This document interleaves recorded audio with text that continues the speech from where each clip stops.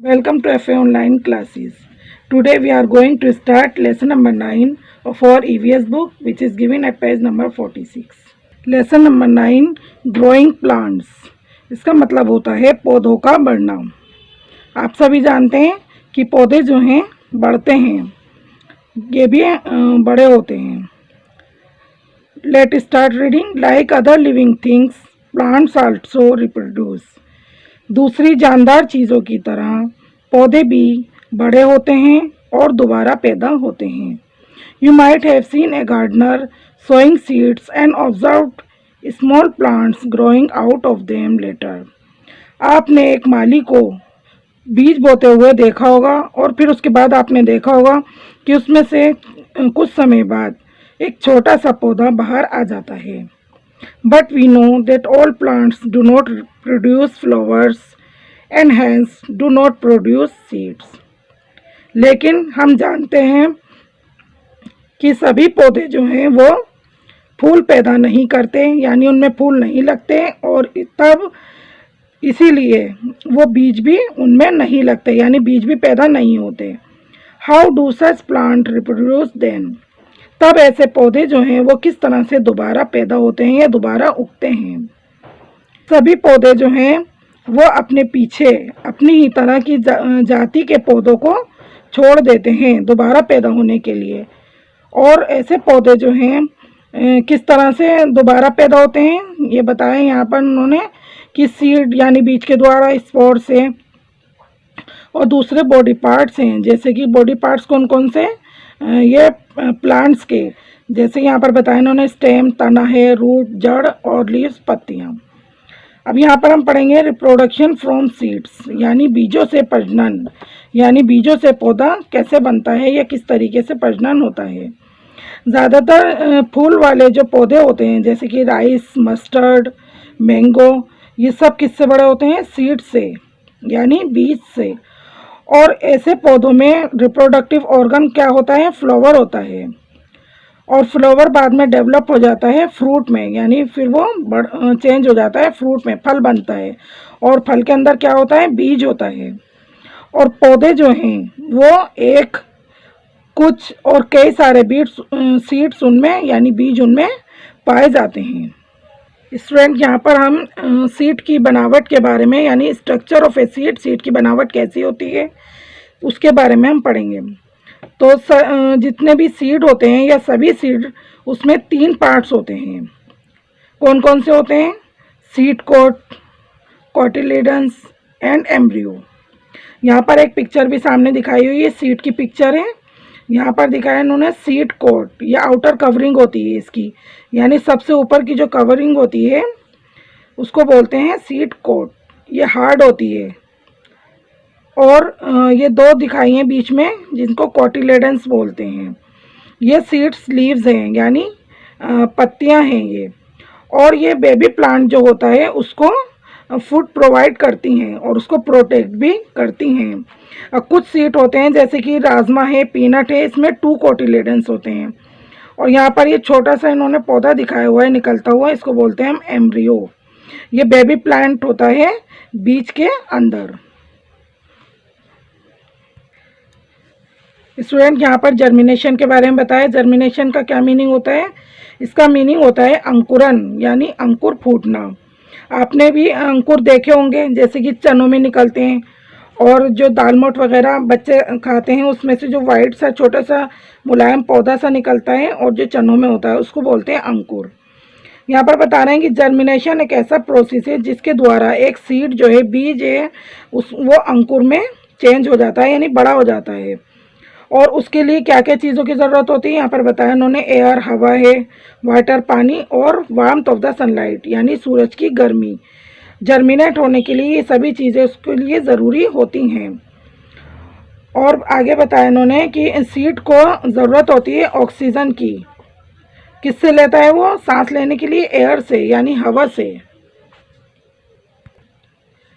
यहाँ पर एक पिक्चर दिखाई हुई है, यहाँ पर इसमें अंकुरन के बारे में दिखाया हुआ है कि किस तरीके से अंकुर निकलता है। सबसे पहले यहाँ पर सीड दिखाया है, बीज, फिर सीडलिंग, ये रेडिकल है। इसमें जब इसको उचित कंडीशन मिल जाती है, जो जो इसको चाहिए होती है, जैसे सूरज की गर्मी, हवा, रोशनी, पानी वगैरह। तो फिर इसमें से छोटा सा ये रेडिकल दिखाया, अंकुर फूटना शुरू हो जाता है। फिर आगे ये छोटा सा बेबी प्लांट हो गया, यहाँ पर दिखाया इन्होंने प्लमुल। ये छोटा सा एक पर होता है मुलायम सा, ये निकल आता है। और फिर लास्ट में ये एडल्ट प्लांट बन जाता है, इसमें रूट आ गई और ये छोटा सा हमारा पौधा बनना स्टार्ट हो गया है। और रेडिकल जो है इसमें बताया हुआ है इन्होंने, रेडिकल जो है वो रूट सिस्टम बनाता है और प्लमुल जो है वो शूट सिस्टम बनाता है।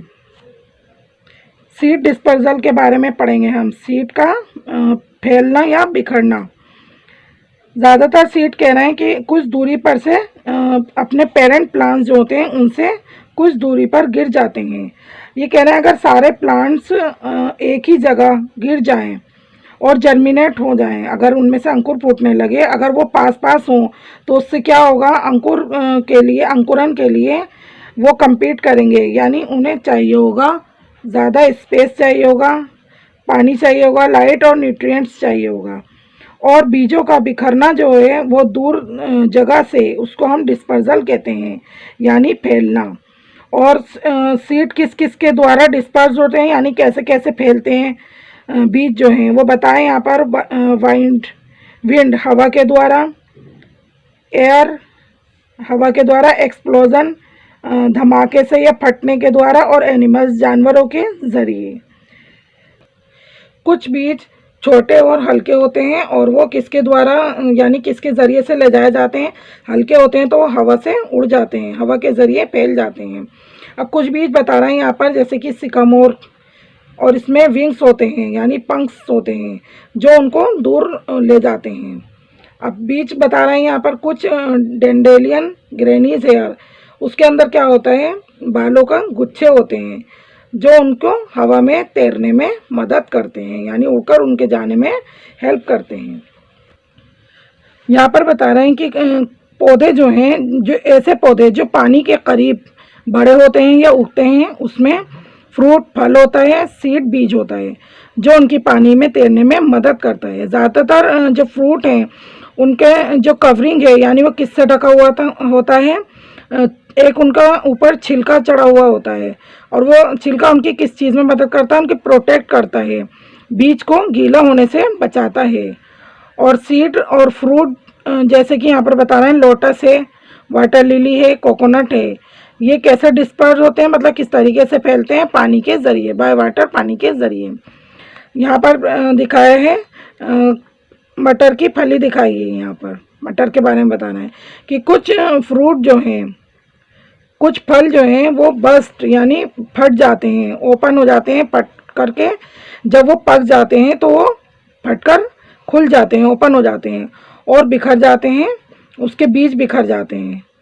अब बता रहे हैं यहाँ पर pod of beans and peas, balsam fruit, rubber fruit, ये सारे एग्जाम्पल बताए इन्होंने। ये स्कैटर हो जाते हैं यानी फैल जाते हैं, उनके बीज जो हैं किस तरीके से, एक्सप्लोजन यानी धमाके के साथ, या जब उनमें विस्फोट हो जाता है तो वो फटकर चारों तरफ बिखर जाते हैं। अब यहाँ बताया कि कुछ पौधों के जो फ्रूट हैं उनमें हुक्स यानी हुक्स बता रहे हैं, स्पाइंस यानी कांटे और हुक की तरह से, और उनमें सख्त बाल उनके होते हैं जिससे कि वो जानवरों के फर में चिपक जाते हैं और ह्यूमन आदमियों के कपड़ों पर चिपक जाते हैं। एग्जाम्पल यहाँ पर बताया है, फ्रूट ऑफ कोकेलबर हैज़ स्पाइंस, ये जो पौधा बताया है इन्होंने, इसके अंदर स्पाइंस होते हैं यानी कांटे होते हैं।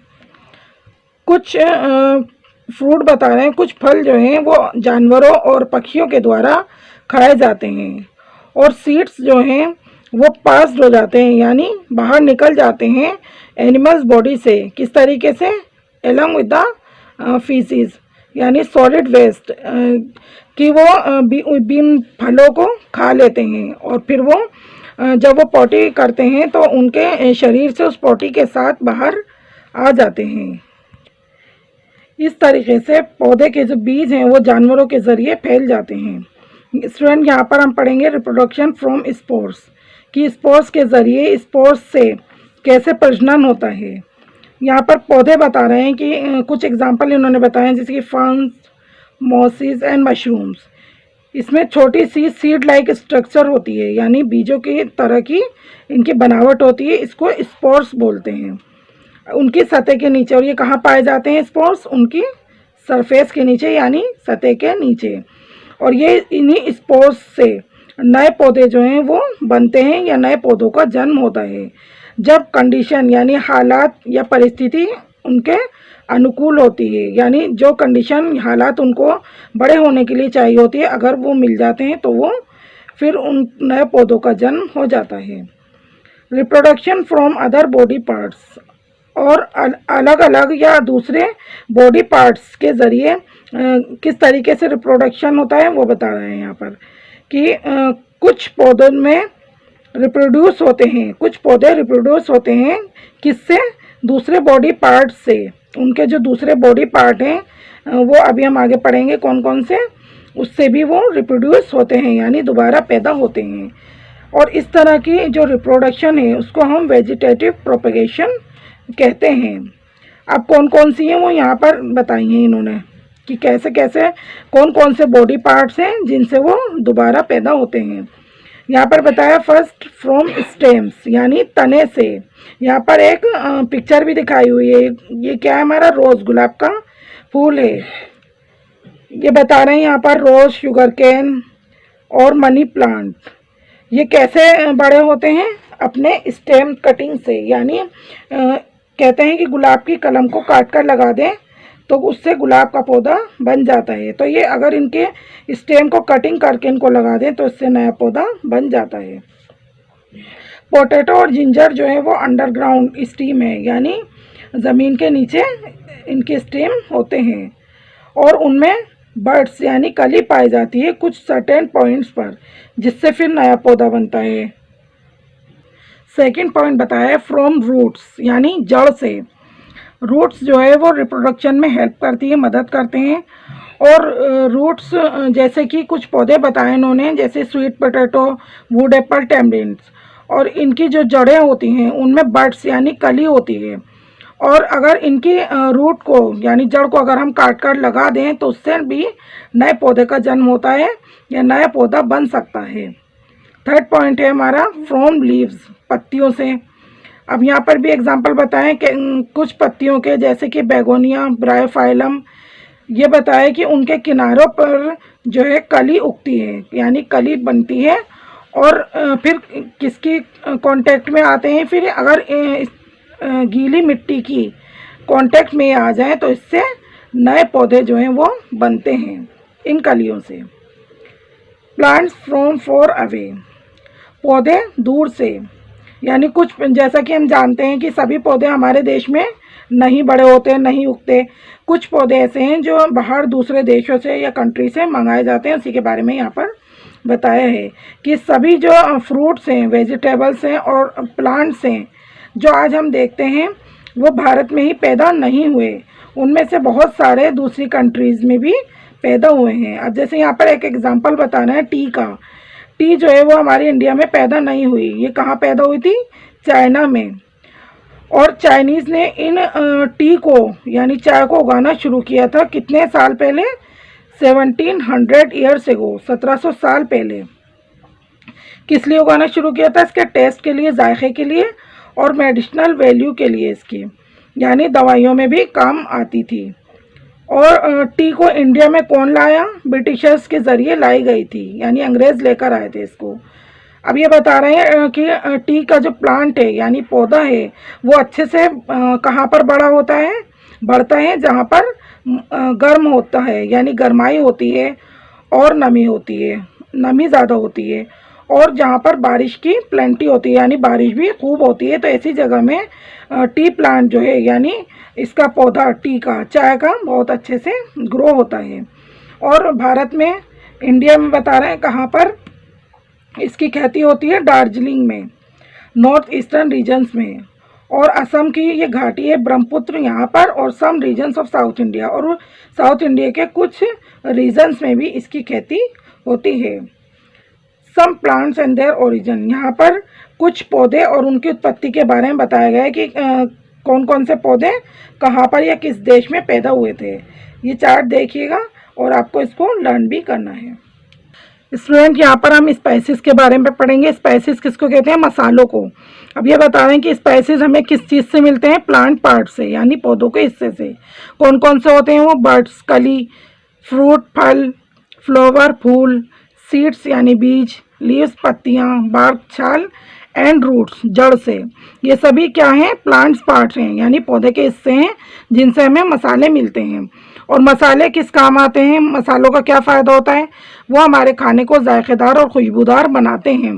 नीचे एक टेबल दिखाई हुई है, यहाँ पर स्पाइस बताया, मसाला, इंडियन नेम की, उसका भारत में नाम क्या है, हम किस नाम से जानते हैं, और ओरिजिन यानी किस देश से वो आए हैं या पैदा हुए हैं, उसके बारे में पूरी टेबल है। इसको आप एक बार पढ़ लीजिएगा और इसको लर्न भी करना है। अब लास्ट में बताया कि कुछ जो फूल हैं वो विदेशों से मंगाए हुए हैं या विदेशों में पैदा हुए हैं, जो भारत में नहीं पाए जाते, विदेशों में ही पैदा हुए हैं। उनमें बता रहे हैं ग्लेडियोलस की उत्पत्ति जो है, यानी वो कहाँ पर पाया गया या पैदा हुआ? साउथ अफ्रीका में। क्राइसेंथेमम ये चाइना में, और डेलिया मैक्सिको में। यानी ये कुछ फूल हैं जो विदेशों में पाए जाते हैं। स्टूडेंट, अब exercise time. Let's see part A, tick the correct answer. इसमें हमें सही जो आंसर है उस पर टिक करना है। फर्स्ट पार्ट देखिए इसका, the part of the seed that form the shoot system is. पौधे का बीज का ऐसा हिस्सा जो शूट सिस्टम बनाता है उसको कहते हैं। यहाँ पर 3 ऑप्शन दिए हैं, कोटिलेडन, प्लमुल, सीड कोट। लेसन के अंदर हमने पढ़ा था प्लमुल, तो ये सही है, यहाँ पर टिक लगाएंगे। इसी तरीके से सेकंड देखिए, the part of the seed that form the root system. और बीज का ऐसा पार्ट जो रूट सिस्टम बनाता है वो रेडिकल है, इस पर टिक लगाया हमने। थर्ड है, provide food to the embryo. Embryo को यानी जो बेबी प्लांट होता है उसको खाना कौन देता है, प्रोवाइड करता है? कोटिलेडन्स। सही ऑप्शन है, इस पर टिक लगाएंगे। फोर्थ है हमारा, the outer covering of the seed is. बीज की जो आउटर कवरिंग होती है, ऊपर का जो छिलका होता है, उसको क्या बोलते हैं हम? Seed coat. ये वाला सही है, इसके ऊपर टिक लगाएंगे। स्टूडेंट, बी पार्ट आपको नहीं करना है। सी पार्ट देखिए, where did the following plants originate. नीचे कुछ जो है प्लांट्स दिए हुए, आपको पौधे दिए हुए हैं, और ये बताना है कि यह कहाँ पर पैदा हुए। जो भी आपने पीछे टेबल देखी थी लेसन में, वहीं से आपको इसको देखकर फिल करना है, या आप होमवर्क में करेंगे। जैसे फर्स्ट है इसका टी कहाँ पैदा हुई थी? चाइना में। इसी तरीके से आप ये 6 हैं, ये आप बुक के अंदर ही फिल करेंगे। डी पार्ट भी आपको नहीं करना है। और ई पार्ट में देखिए, आंसर द फॉलोइंग क्वेश्चंस। नीचे कुछ क्वेश्चंस लिखे हुए हैं, उनके आंसर आपको लिखने हैं। मैंने एक शीट पर सॉल्व किए हैं, उसको आपको दिखा देती हूँ। और इसमें भी आपको क्वेश्चन नंबर 2 नहीं करना है, फर्स्ट, थर्ड और फोर्थ करेंगे। ये आपके लेसन नंबर 9 के क्वेश्चन आंसर है। क्वेश्चन नंबर फर्स्ट देखिए, with the help of A diagram explain the parts of a seed. इसमें आपको क्या करना है? एक डायग्राम बनानी है, जो हमने लेसन के अंदर पढ़ा था, जिसमें बीज के स्ट्रक्चर बनानी थी, यानी पार्ट्स ऑफ ए सीड दिखाने, उसमें बीज बनाकर उसके हिस्से दिखाने। या आप खुद करेंगे ये वाला। क्वेश्चन नंबर 3 है, right the 3 different ways in which plants can reproduce. ऐसे 3 अलग अलग तरीके बताने हैं जिनसे पौधे दोबारा पैदा होते हैं, जो हमने लेसन के अंदर पढ़े। ये इसका आंसर है। क्वेश्चन नंबर 4 है, name the condition essential for a seed to germinate. हमें ऐसे हालात बताने हैं जो एक बीज के अंकुरण के लिए ज़रूरी होते हैं, यानी एक बीज के अंकुर फूटने के लिए कौन सी कंडीशन ज़रूरी होते हैं वो इसमें बताने हैं। ये इसका आंसर है। ये आपको कॉपी के अंदर करने हैं क्वेश्चन आंसर। पार्ट एफ में कंप्लीट द फ्लो चार्ट्स। नीचे एक फ्लो चार्ट दिया है, उसको हमें कंप्लीट करना है। फ्लो चार्ट किसके बारे में? एजेंट ऑफ सीड डिस्पर्सल, यानी बीज हमारे किस किस जरिए से फैलते हैं, अभी हमने लेसन में पढ़ा था, तो वो भरना है हमें। फर्स्ट यहाँ पर हमारा दिखाया हुआ है विंड। क्या क्या पढ़े थे हमने? वाटर, एनिमल्स, और यहाँ बनेंगे लास्ट में एक्सप्लोजन। और नीचे दूसरी टेबल है हमारी वेजिटेटिव प्रोपेगेशन के बारे में, इसको फिल करना है आपको पूरा। स्टेम, यानी कि कौन कौन से पौधे ऐसे होते हैं जो स्टेम काट कर हम लगा दें तो बड़े हो जाते हैं। ये एग्जाम्पल है रोज़, शुगर कैन। ये रूट के ज़रिए कौन कौन से होते हैं, ये इनके एग्जाम्पल हैं, टैमरिंड, स्वीट पोटैटो। और थर्ड किसके ज़रिए बताया था, लीव्स के, ये इसके एग्जाम्पल है, begonia, Bryophyllum. And now lesson number 2 is over. That's all for today. Thanks for watching.